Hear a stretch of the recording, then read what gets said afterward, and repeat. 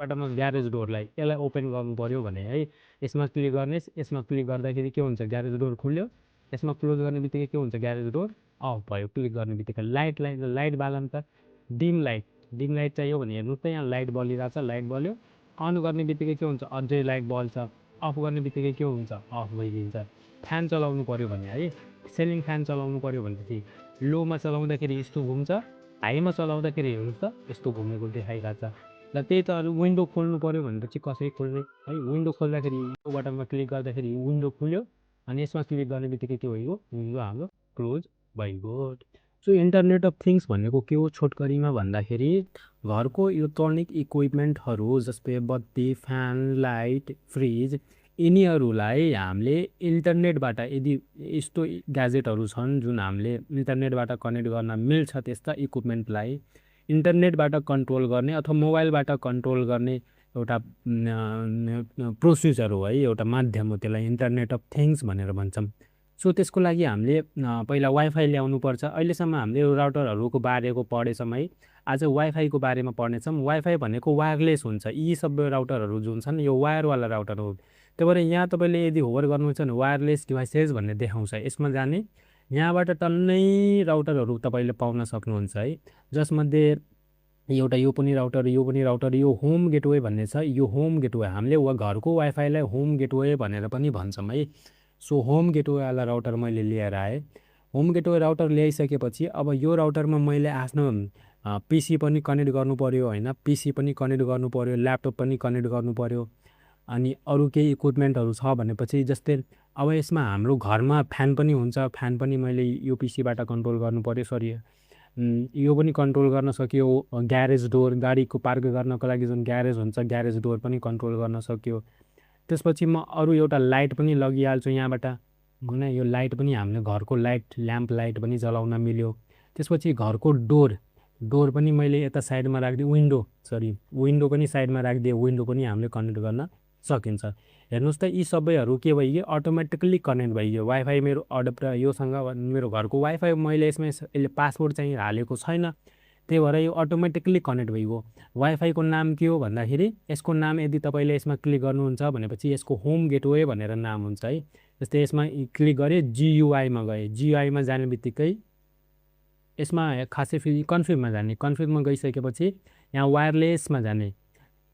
वायरलेसमा गइसकेपछि तपाईँले यहाँ एसएसआइडी यो वाइफाईको नाम हो, एसएसआइडी भनेको वाइफाईको नाम हो। वाइफाईको नाम के रहेछ होम गेटवे रहेछ। यदि तपाईँले यो चेन्ज गर्नुभयो भने आफै उताबाट त्यो हटिहाल्छ। अनि अथेन्टिकेसन सेक्युरिटी के रहेछ डिसेबल रहेछ, सेक्युरिटी अफ रहेछ, त्यही भएर मेरो त्यो सबै डिभाइसहरू के भइए कनेक्ट भइए। तर यहाँबाट यदि मैले वाइफाईको नाम चेन्ज गरिदिएँ भने अनि सेक्युरिटी पासवर्ड पनि हालिदिएँ भने हामीले प्रत्येक डिभाइसेसहरूमा गएर त्यो कनेक्ट गर्नुपर्छ, पासवर्ड हाल्नुपर्छ, अनि आफै कनेक्ट हुन्छन्, नत्र पासवर्ड नहालिकन कनेक्ट हुँदैनन् है। अब सेम तरिकाले यो ल्यापटप र यो किन कनेक्ट भएन भन्दाखेरि ल्यापटप RJ45 थ्रु कनेक्ट हुन्छन्। किन यो ल्यापटपमा RJ45 छ, इथरनेट पोर्ट छ, त्यही भएर यो कनेक्ट भएन। यसमा वायरलेस एडाप्टर कनेक्ट गर्नु पर्यो है। वायरलेस एडाप्टरको लागि यसमा क्लिक गर्ने, पहिला इथरनेट पोर्टलाई निकाल्ने, हामी यसमा आउँछौँ हेर्नुहोस् इथरनेट पोर्ट छ, यो पिसी ल्यापटपलाई अफ गर्ने, इथरनेट पोर्टलाई यताबाट निकालिसकेपछि यी हाम्रो यहाँ देखाएको छ होइन, यो वायरलेस एडाप्टर हो। यदि आएन भनेपछि यो WPC3मा क्लिक गर्ने, यो आउँछ अनि यसलाई तानेर यहाँ राखिदिने, त्यसपछि यसलाई अन गरिदिने। अन गर्ने बित्तिकै वायरलेस एडाप्टर आइसक्यो। अब यो पनि हाम्रो यसको हामी कन्फिगको भित्र जान्छौँ, कन्फिगको भित्र गएर वायरलेसको भित्र जान्छौँ। वायरलेसको भित्र गएर अहिले यहाँ एसएसआइडी भन्ने छ, एसएसआइडीमा के लेखा छ डिफल्ट भन्ने लेखा छ, र हाम्रो वाइफाईको नाम त होम गेटवे हो भनेपछि होम गेटवे लेख्ने। पासवर्ड के लगाएको छौँ केही लगाएको छैन, त्यस्तै खाली छ भनेपछि यसलाई छोडिदिने अनि यसलाई क्लोज गरिदिने। एकछिनपछि यो आफै पनि कनेक्ट भइदिन्छ है। वाइफाई पनि यो पनि कनेक्ट भइदियो। अब यी सबैलाई हामीले कहाँबाट कन्ट्रोल गर्ने हो, राउटरबाट कन्ट्रोल गर्ने हो भनेपछि यी सबैलाई पर्मिसन दिनुपर्छ। यसमा आउने, यसमा होम ग्यारेज डोरमा क्लिक गर्ने, बेला होम ग्यारेज डोरमा क्लिक गरिसकेपछि कन्फिगमा आउने, कन्फिगमा आइसकेपछि हेर्नुहोस् त इन्टरनेट अफ थिङ्स सर्भर कहाँबाट कन्ट्रोल गर्ने भन्दाखेरि नन भनेको छ यहाँ होम गेटवेबाट।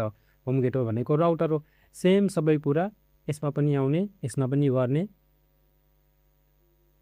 यसमा पनि आउने, कन्फिगमा आउने अनि यहाँबाट के सिलेक्ट गर्ने, होम गेटवे भन्ने सिलेक्ट गर्ने। हेर्नुहोस् त यो आइपी एड्रेस अलरेडी पाइसकेको छ। यदि तपाईँले आइपी डिफल्ट गेटवे हेर्नुहुन्छ अथवा यसको आइपी एड्रेस हेर्नुहुन्छ भनेपछि यसले आइपी एड्रेस अटोमेटिकली पाइसकेको छ उताबाट। हेर्नुहोस् त 102 यो आइपी एड्रेस त आयो। कसले दियो? यो राउटरले दिएको है। यसमा अलरेडी डिएचसिपी इनेबल हुन्छ, हाम्रो घरको वाइफाईमा अलरेडी डिएचसिपी इनेबल हुन्छ, त्यही भएर यसले त्यहाँबाट पायो। कन्फिगमा आउने, यसलाई पनि के गरिदिने, होम गेटवेमा टिक लगाइदिने, यसले पनि आइपी एड्रेस पाइसकेको छ। अनि यो विन्डोमा आउने, घरको झ्याल हुन्छ, विन्डोमा आएर यसलाई पनि कन्फिग होम गेटवेमा टिक लगाउने र यसलाई क्लोज गरिदिने। अब हाम्रो घरमा मोबाइल पनि हुन्छ, एउटा मोबाइल पनि हामीले यहाँ ल्याएर राख्थ्यौँ, मोबाइल पनि हुन्छ, हाम्रो स्मार्टफोन हुन्छ। स्मार्टफोन पनि अहिले अटोमेटिकली कनेक्ट भइहाल्छ। कनेक्ट भएन भनेपछि स्मार्टफोनमा क्लिक गर्ने, स्मार्टफोनमा क्लिक गर्ने, कन्फिगमा जाने, वायरलेसमा आउने अनि यहाँबाट हेर्ने वाइफाईको नाम के देखाएको छ। यहाँ एसएसआइडीमा डिफल्ट लेखेको छ, तर वाइफाईको नाम त हाम्रो होम गेटवे हो भनेपछि होम